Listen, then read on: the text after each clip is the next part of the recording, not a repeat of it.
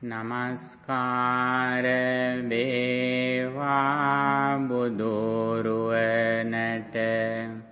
සැමදා මම බුදු සරණ යමි.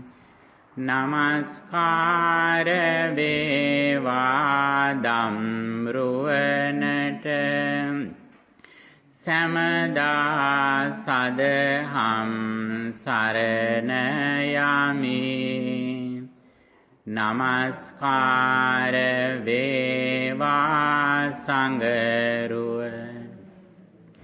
සැමදා මහා සංඝ සරණ යමි. නමස්කාර වේවා තුනුරුවනට සැමදා තිසරණ සරණ යමි. Please say Namo Tassa 3 times to observe 8 precepts.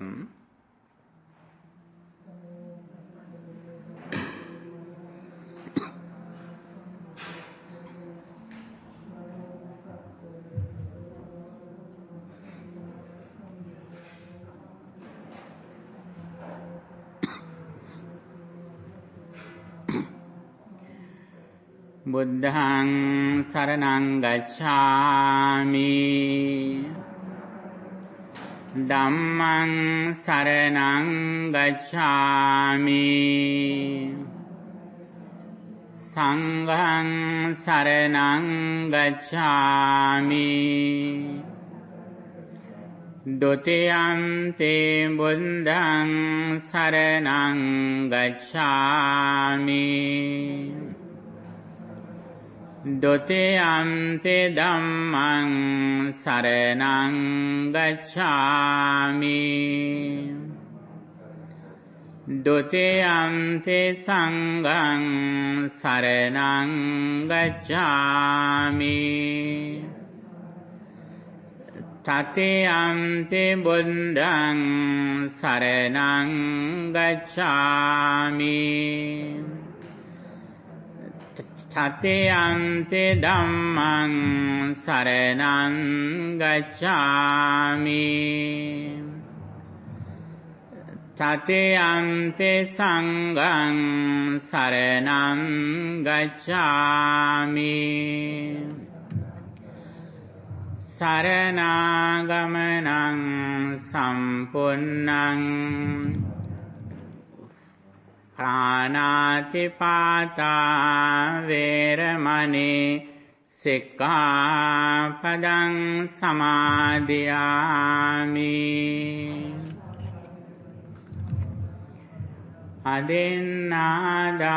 අදින්නාදානා වේරමණී සික්ඛාපදං සමාදියාමි.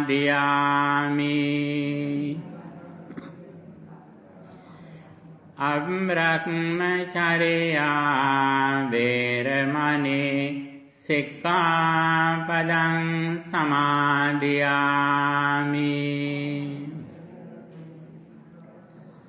මුසාවාදා වේරමණී සික්ඛාපදං සමාදියාමි. සුරාමේරය මජ්ජපමා දට්ඨානා වේරමණී සික්ඛාපදං සමාදියාමි.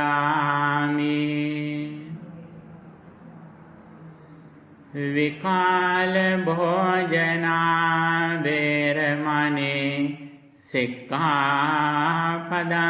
සමාදියාමි.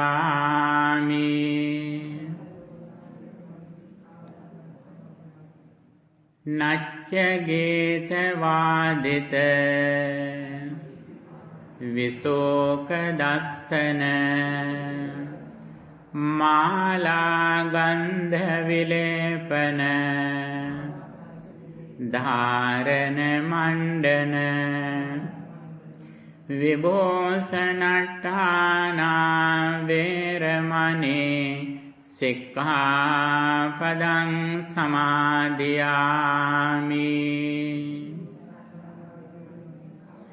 උච්චාසයන මහාසයනා වේරමණී සික්ඛාපදං සමාදියාමි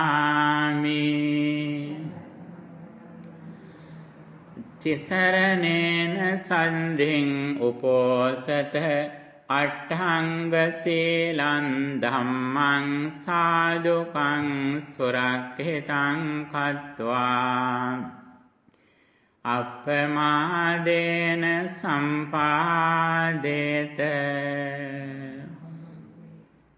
ශ්‍රද්ධාවන්ත පින්තුනි 2019 වර්ෂයේහි ඉල් පුන් පොහෝ දිනේ නිමිති කරගෙන මේ පින්තුන් බොහොම දුර බැහැර ඉඳලා වුණත් ඉමහත් ශ්‍රද්ධාවෙන් විහාරස්ථානයේ කරා පැමිණිලා බලාපොරොත්තු වන්නේ මේ උතුම් සීලක පිහිටි අවස්ථාවේදී පළමුවෙන්ම අපි සම්බුද්ධ පූජා පවත්වන්නටයි බලාපොරොත්තු වෙන්නේ. ඉතින් උසස් සීලක පිහිටලින මේ අවස්ථාවේදී අප සරණ ගිය අපේ ශාස්ත්‍රෝ වූ සම්මා සම්බුදුරජාණන් වහන්සේගේ අරහං ආදී ඒ උතුම් සම්බුදු ගුණයන්ට කරන බුද්ධෝපහාරයක්සේ සලකා ඉමා ශ්‍රද්ධාවෙන් සෝදානම් කොට පින්තුන්ගේ අතින් තැන්පත් කළ මේ ප්‍රණීත ආහාර පාන සුවඳ දුම් මල් පහන් ආදී සියලු පූජා ද්‍රව්‍යයන් බුදුරජාණන් වහන්සේ උදෙසා පූජා කරමු. පූජා වේවා කියන ප්‍රාර්ථනාවෙන් අපි කවුරුත් එකට ගාථා කියලා වන්දනා කරමින් සම්බුද්ධ පූජාව පවත්වමු. සාදු සාදු සාදු. නමෝ තංස භගවතෝ අරහතෝ සම්මා සම්බුද්දංස. නමෝ තංස භගවතෝ අරහතෝ සම්මා සම්බුද්දංස. නමෝ තංස භගවතෝ සම්මා සම්බුද්දංස. ඉතිපිසෝ භගවා අරහං සම්මා සම්බුද්ධෝ විඤ්ඤාචරණ සම්පන්නෝ සුගතෝ ලෝක අනුත්තරෝ පුරිස ධම්ම සාරති සන්තා දේව මනුස්ස බුද්ධෝ භගවාති. බුද්ධං ජීවිත පරියන්තං සරණං ගච්ඡ වන්දාමි චේතියං සම්බඨානේ සුපතිට්ඨිතං සාරීරික ධාතු මහා බෝධින් බුද්ධ රූපං සකලං සදා ඝනසාරම් පදින්තේන දීපේන තමධං තිලෝක දීපං සම්බුද්ධං පූජයාමි තමෝනුදං ගන්ධ සම්භාර යුන්තේන දෝපේනාහං සුගන්ධිනා පූජයේ පූජනීයන්තං පූජා භාජන වන්න ගන්ධ ගුණෝපේතං ඒතං කුසුම සන්තතින් පූජයාමි මුනින්දංස සිරිපාද සරෝරුහේ පූජේමි බුද්ධං කුසුමේන නේන පුඤ්ඤේන මේතේන ලබාමි පුප්පන් මිලායාති යථාය ධම්මේ කායෝ තථායාති විනාශ අදේවාසේ තුනෝ බන්තේ පානියං උපනාමි කම්පන්නුපාදාය පතිගන්හාතු මුන්තම අදේවාසේතු භෝජනං උපනාමිතං අනුකම්පන්නුපාදා පතිගන් ඉමිනා පුඤ්ඤ කම්මේන මාමේ බාල සමාගමෝ සතං සමාගමෝ හෝතු යාව නිබ්බාන පන්තියා සාදු සාදු සාදු. ශ්‍රද්ධාවන්ත පින්නතුනි, අද මේ සිල් සමාදන් වෙන පුන් පොහෝ දිනෙහි පින්නතුන් මේ සම්බුද්ධ ශාසනය තුල කරන්න පුළුවන් උසස් කුසලයක් සිදු කරන අවස්ථාව. අප මේ සිදු කරන්නා වූ සීල භාවනාවේ වැඩසටහනෙහි අර්ථය අපි හොඳින් තේරුම් ගන්නට ඕන. එහෙම වුණොත් තමයි ඇත්තටම අපට වඩාත්ම ආනිසංස සලසා ගන්නට පුළුවන්කම තියෙන්නේ. විශේෂයෙන්ම අපි උපෝසත සීලයක් විදියට විකාල භෝජනය, ඒ වගේම අබ්‍රහ්මචර්යාව, ඒ වගේම නච්චගීත වාදිතාදීන් වෙන් වෙලා මේ සමාදන් වන සීලය ආර්ය උපෝසතය කියලා අපි කියන්නේ. සෝවාන් ආදී මඟඵලලාභී උතුමන් සමාදන් වුණු සීලයක්. බුදුරජාණන් වහන්සේ ලෝකේ පහළ වෙන කාලෙත් විවිධාකාරයේ වෘත ධර්ම ලෝකයේ තිබුණා. නමුත් ඒ අතර මේ බුදුරජාණන් වහන්සේ හඳුන්වා දීපු මේ සීලය තමන්ගේ හිත දියුණු කිරීම සඳහා, සසර දුකින් නිදහස් වීම සඳහා ඉලක්ක කරගත්තු සීලයක්. ප්‍රධාන වශයෙන්ම සීලය සමාදන් වෙච්ච අවස්ථාවේදී සිදුවන්නේ තමන්ගේ කය වචනය සංවර කර ගැනීම. ආරම්භක පියවර විදියට අපි කල්පනා කරනවා අපි අද සීල සමාදන් වෙලා ඉන්නේ අද කට පරිස්සම් කරගන්න ඕන කියලා. ඒක අපි මුලින්ම කරන දේ. බුදුදහමේ හැටියට කට පරිස්සම් කරගන්න ආකාර දෙකක් තියෙනවා. එකක් තමයි කටට ඇතුළු කරන දේවල්, අනිත් එක කටින් පිට කරන දේවල්. කටට ඇතුළු කරන දේ ගැන සංවරයක් බුදුදහමේ තියෙනවා. භෝජනයේ මත් අඤ්‍යුතතාවය ආදී ගැන. ඒ වගේම අද විශේෂයෙන් ඊටත් වඩා බලාපොරොත්තු වෙන්නේ කටින් පිට කරන දේ ගැන. කටින් ඇතුළත් කරන දේ හැටියට අද අපි ප්‍රමාණයකටයි ආහාර ගන්නේ, නිශ්චිත වේලාවකටයි ආහාර ගන්නේ. කටින් පිට කරන දේ විදියට අපි බොරු කීමෙන්, කේලම් කීමෙන්, පරුස වචන කීමෙන්, හිස් වචන කීමෙන් වෙන් වෙනවා. මේ වෙන් වෙන තරමට පින්නතුනේ අපට මනසට සැහැල්ලුවක් එනවා. මුලදී අපට මේක ටිකක් අමාරුයි. වැඩිපුරම කතා කළා හිතට හැමදේම අපි කියනවනේ මුලදී. අන්න එහෙම හිටිය අපිට දැන් ටිකෙන් ටික අපි පාලනයක් වෙනවා.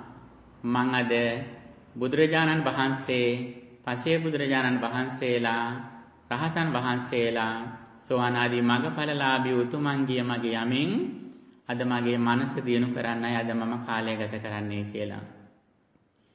පින්නතුනේ හැම යනකොට මුලදී ටිකක් අපහසුවක් දැනුණත් ටිකෙන් ටික තමා ධර්ම ශ්‍රවණය කරනකොට, කල්යාණ මිත්‍රාශ්‍රයෙන් මේ ගැන ආනිසංස දැනගන්නකොට හිතට ලොකු සැහැල්ලුවක් එන්නේ. ඒක පින්නතුනේ ධර්මාවබෝධය ලැබිච්ච තරමට, ධර්මඥානය ලැබිච්ච තරමට ඒක දියුණු වෙනවා. මුලදී අපි අඩුවෙන් කතා කරන තරමට අපට ඒක සැහැල්ලුව දැනෙනවා. ඒ වගේමයි කතා කරන වචනය ඊටාම අර්ථවත් දෙයක් විතරයි අපි කතා කරන්නේ. බුදුරජාණන් වහන්සේගේ ධර්මයේ ඊටාම වැදගත් කාරණයක් දේශනා කරනවා. අරියෝ වා කතා, ධම්මේ වා කතා, අරියෝ වා තුන්හි භවෝ කියලා. කතා කරනවා නම් අර්ථවත් දෙයක් කතා කරන්නේ ධර්ම කරුණක්මයි ජීවිතේට අර්ථවත් දෙයක් කතා කරන්නේ. එහෙම නැත්නම් නිශ්ශබ්දව ආර්ය තුෂ්ණින් භාවයෙන් ඉන්නවා කියන එක. අනිත් කාරණය තමයි පින්නතුනි මේ ධර්ම මාර්ගය ඉදිරියට යනකොට ඊටාම වැදගත් කාරණයක් තියෙනවා. ඒ තමයි සාකච්ඡාය පඤ්ඤා වේදිතබ්බෝ කියලා කාරණය. අපි යම්කිසි කෙනෙක් ඇසුරු කරනකොට විශේෂයෙන් නොනැති කෙනෙක් අපි ඇසුරු කරනකොට ධර්මඥානය තියෙන කෙනෙක් අපි ඇසුරු කරනකොට ඒ අය අපි ගැන ටිකක් විමසිල්ලෙන් ඉන්නේ. එතැනට අපි ළඟදී අපි ගැන විවේචනයක් කරන්නේ නැහැ. හැබැයි අපි කතා කරන දෙයින් තේරුම් ගන්නවා අපි කොයිතරම් දුරට ධර්ම මාර්ගයේ ඉන්න අයද කියලා. ඇයි කෙනෙක්ගේ වැඩිපුරම බලන්නේ නොනැති කෙනෙක් අපට මුණ ගැහුනොත් අපේ ප්‍රඥාවයි බලන්නේ.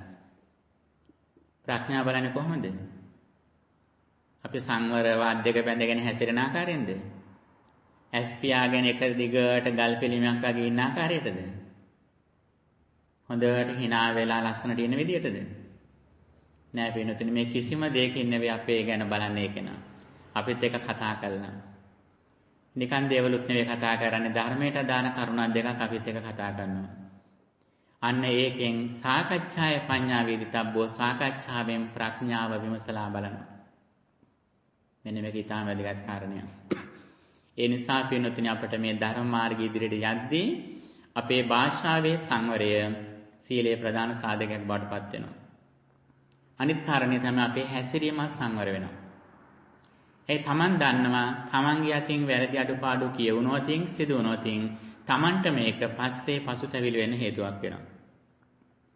අනිත් දේ තමයි ඒකෙන් අනිත් අයටත් බාධාවක් වෙනවා.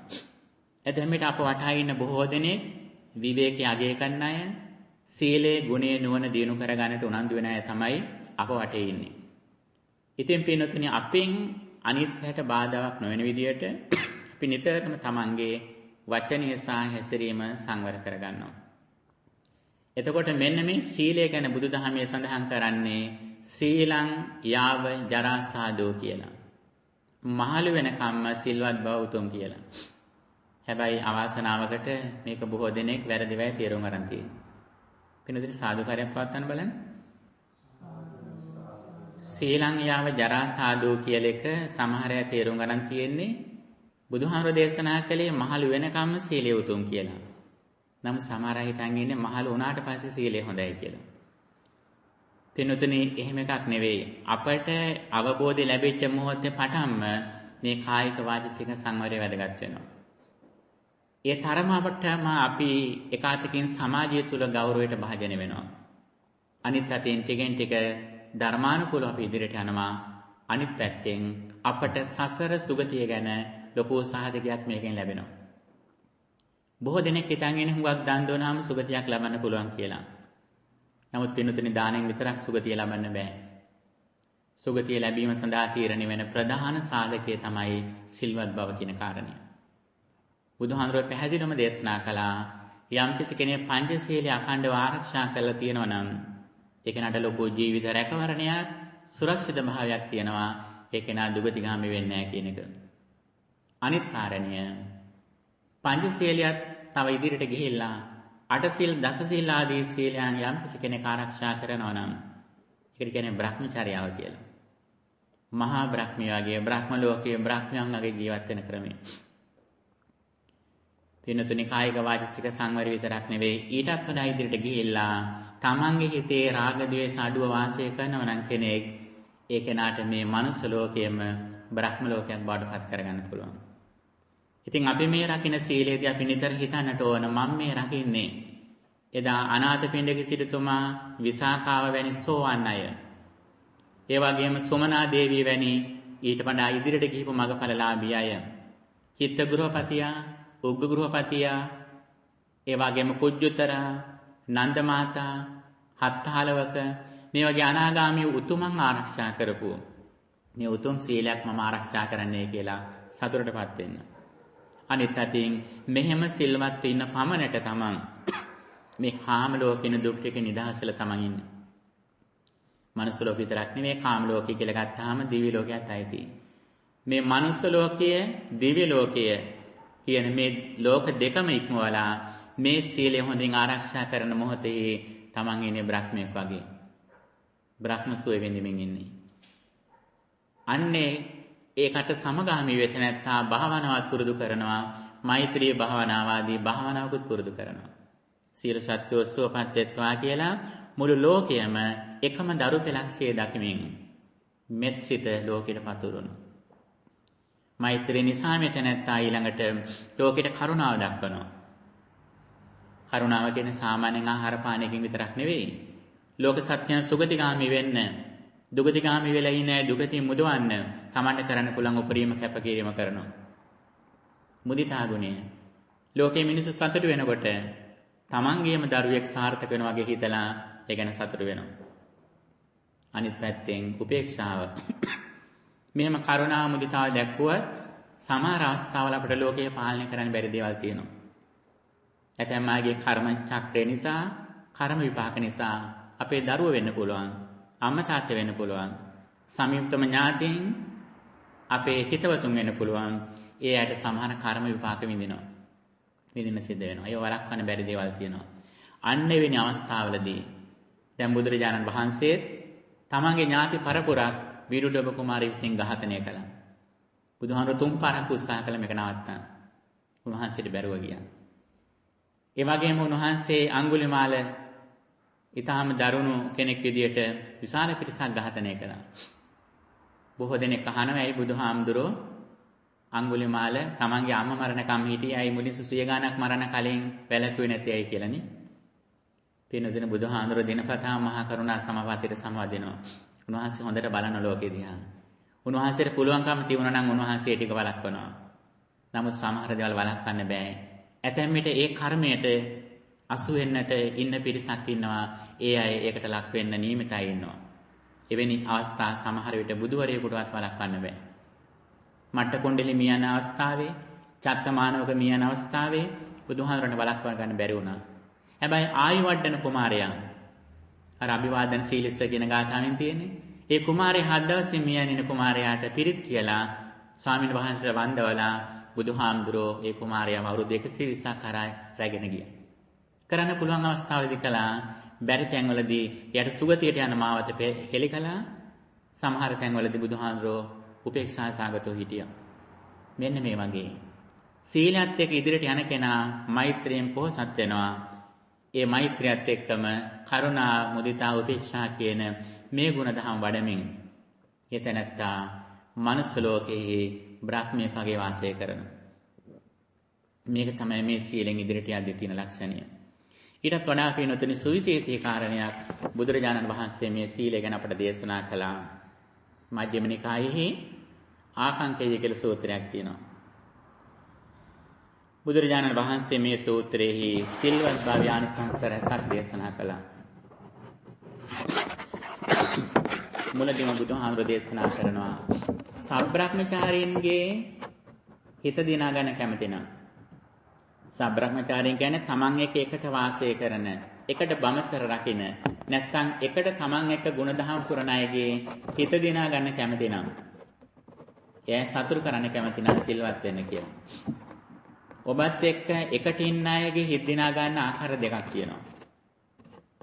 එකක් තමයි දදං මිත්තානි ගන්තති කියලා පරිත්‍යාග සීලයෙන් තමන්ගේ මිතුරන් ජයග්‍රහණය කරන්න පුළුවන්. මිතුරන් දිනා ගන්න පුළුවන්. ඒක එක ක්‍රමයක්.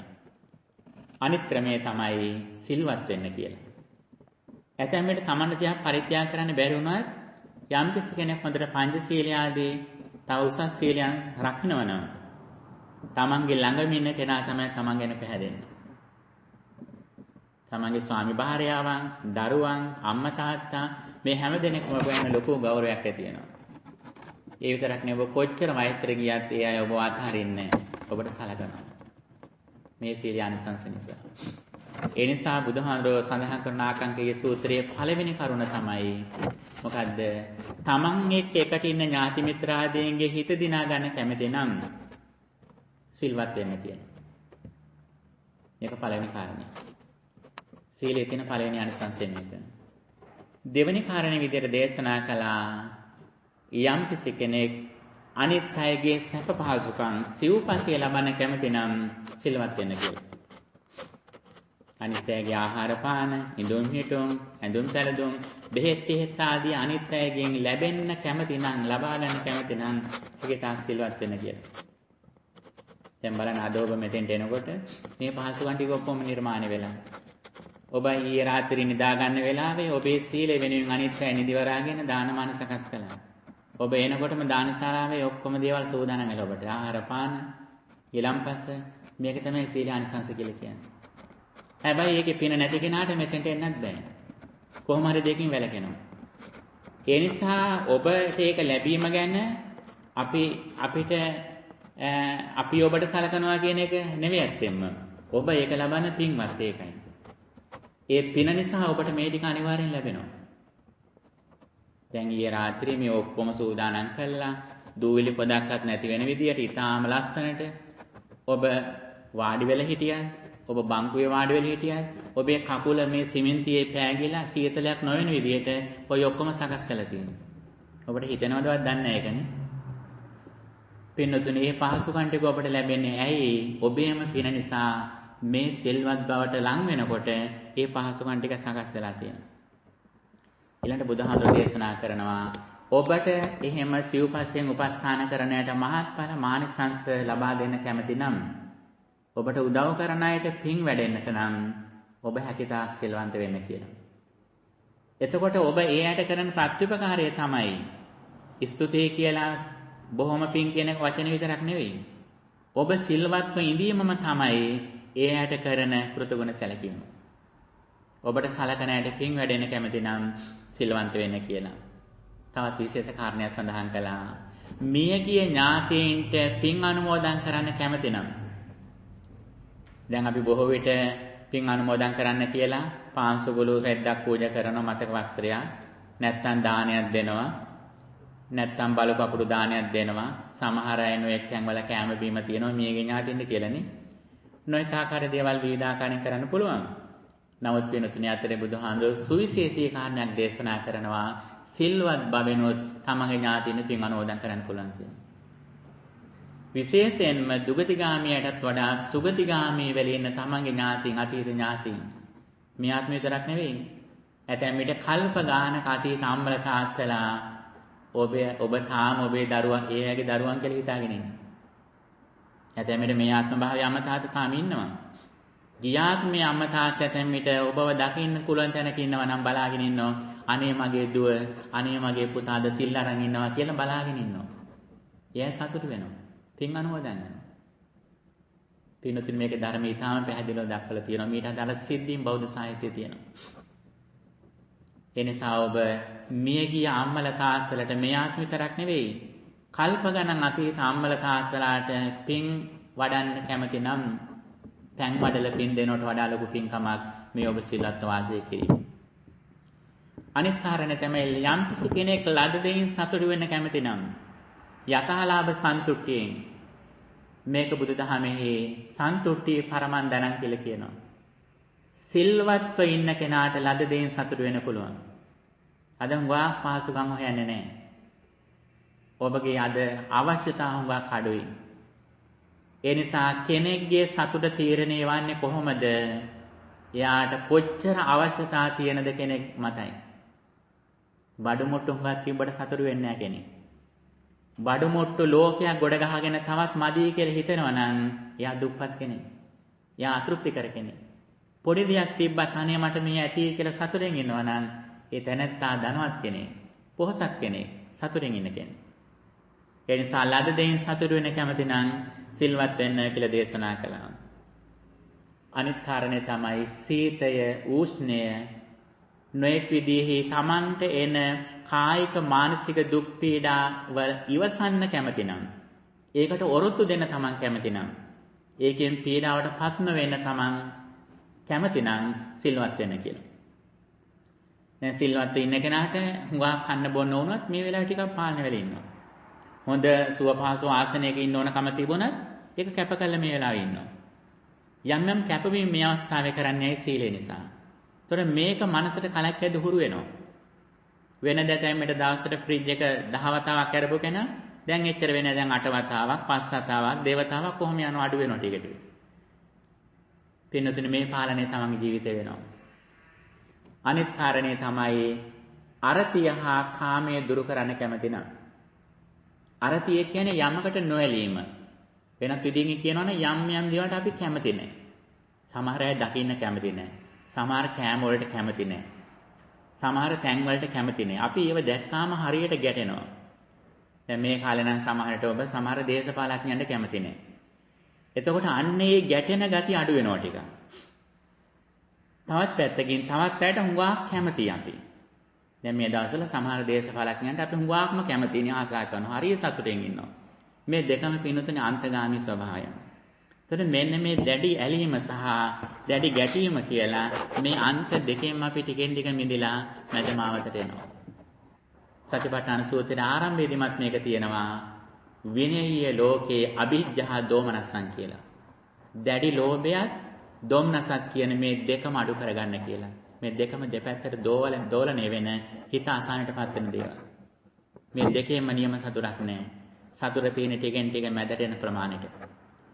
මෙන්න මේ මැදට එන්නටත් මේ සීලේ උපකාරයක් වෙනවා. අනිත් දේ තමයි බය සහ වෛරය දුරු කරගන්න යම්කිසි කෙනෙක් කැමති නම් සිල්වත් වෙන්න කියලා. බිය සහ වෛරය. ඒ කියන්නේ Tamanට බයක් බාහිරින් එනවා නම් එන්නේ බොහෝ විට Tamanගේම අඩුපාඩුවක් නිසා.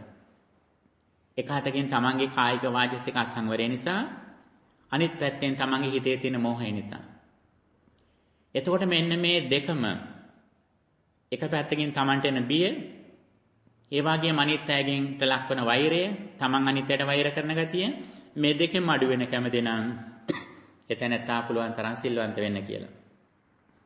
අනිත් කාරණය තමයි මේ ඔක්කොම ගිහිල්ලා ඊළඟට උසස්ම කාරණය සඳහන් කරනවා යම් කිසි කෙනෙක් ප්‍රථම ධානය ආදී ධාන ලබන්න කැමති නම් විසිරී යන හිත එක කුසල අරමුණකට ගෙනල්ලා ඒ කුසල අරමුණ තුල විතක්ක, විචාර, පීති, සුඛ, ඒකාග්‍රතාව සහිත මේ ප්‍රථම ධාන චිත්තයේ පටන් එක කුසල අරමුණක බොහෝ වේලාවක් හිත තියාගන්න කැමති නම් සියලු සත්‍යෝ සුවපත් වෙත්වා කියන එකේ හරි බුදුහාඳුරන්ගේ අරහං ආදී බුදුගුණ තුල හරි නැත්නම් ආනාපාන සති භාවනාව තුල හරි මේ කිසියම් භාවනා කමඨහනක දිගු වේලාවක් හිත තැම්පත්ව තියාගන්න කැමති නම් ඒ කෙනත් සිල්වන්ත වෙන්න කායික වාචික සංවරය ඇති කරගන්න කියලා දේශනා කළා.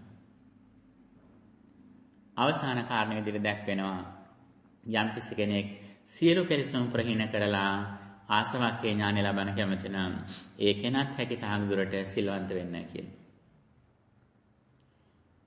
පින්තුනි මේ කරුණු ටික අපි මේ කෙටියෙන් සඳහන් කළේ යම් කිසි දවසක අපි ස්කන්ධ ධාතු ආයතන නාම රූප පටිසම්පාදාදී මේ කරුණ වල අනිත්‍ය දුක්ඛ අනාත්ම ඊටාම ගැඹුරින් සංවේදීව සිහි කරන්න කැමති නම් ඒක නා හිත තැම්පත් කරගන්න ඕන. හිත තැම්පත් වෙන්න නම් ඒ තැනත්තා සිල්වත් බව ඇති කරගන්නට ඕන. මේ සීල, සමාධි, ප්‍රඥා කියන මේ තුනම එකිනෙකට සමාන්තරව යනවා. අනිත් කාරණේ තමයි සීලය ප්‍රඥාවත් එක්ක එකට සමාන්තරව ගමන් කරන්නට ඕන. ධර්මයේ සඳහන් කරන්නේ එක අතකින් අනිත් අත සෝදනවා වගේ ප්‍රඥාවෙන් සීලය පිරිසිදු වෙන්නට ඕන. සීලෙන් ප්‍රඥා පිරිසිදු වෙන්න ඕන. මොකද්ද මේ කියන්නේ? මේ කියන්නේ දිට්ඨිං චනුපගම්ම සීලවා දස්සනේන සම්පන්නෝ කියන කතාව. අපි සාමාන්‍යයෙන් සිල්වන්ත වෙන්නේ බාහිර ලෝකයක් තියෙනවා. මං එයාට ගහන්න බනින්න හොඳ නැහැ, බොරු කියන්න හොඳ නැහැ, ජීවිත හානියක් කරන්න හොඳ නැහැ, කේලම් කියන්න හොඳ නැහැ කියලා සම්මුති සත්‍ය තුල ඉඳගෙන බාහිර ලෝකයක් ඇතයි කියන අදහසින් කරන සංවරය. සිල්වන්ත බව. ඒකත් වටිනවා. ඒක සුගතියට හේතු වෙනවා. හැබැයි ඒක සසර දුකේ නිදහස් වෙන හේතු වෙන්නේ නැහැ. ඒක ස්වර්ගයට යන හේතුවක්. දිව්‍ය මනුෂ්‍ය බ්‍රහ්ම ලෝකවල ඉපදෙන්න හේතුවක් ඒක.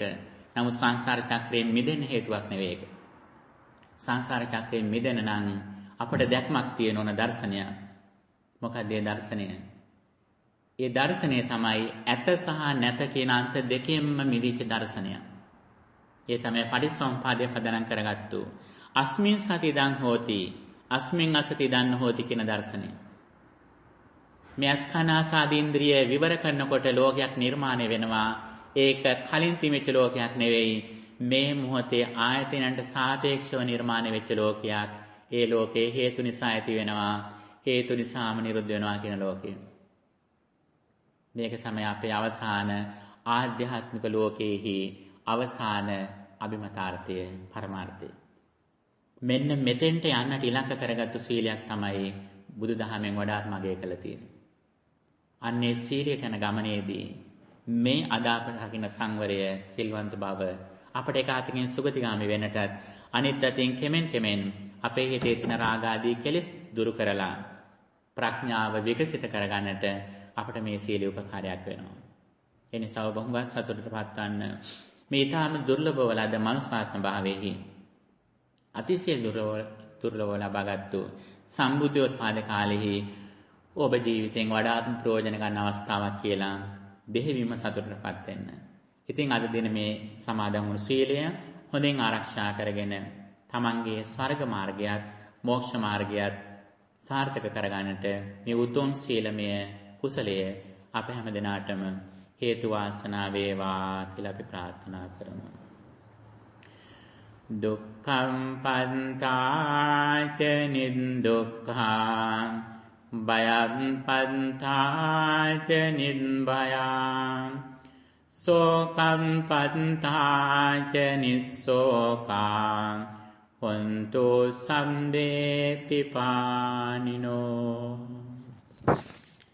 හැම දිනාටම සම්මා සම්බුදු සරණයි.